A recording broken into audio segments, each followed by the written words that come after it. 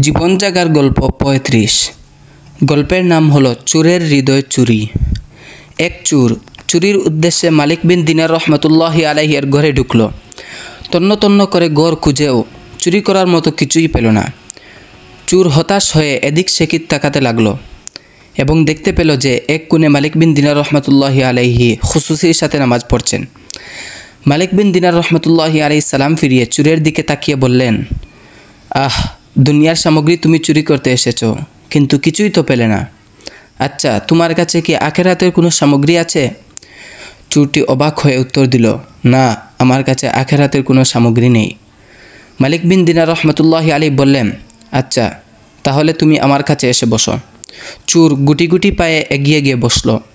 তখন ফজরের আজান হয়ে গেল এবং চোর ও মালিক বিন দিনার রহমতুল্লাহি আলাইহি দুজন একসাথে মসজিদে গেলেন।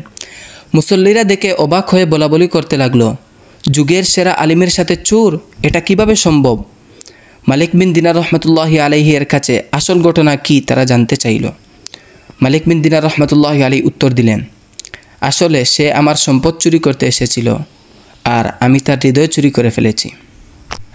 জীবন জাগার গল্প ৩৬। গল্পের নাম হলো সুবুদ্ধি।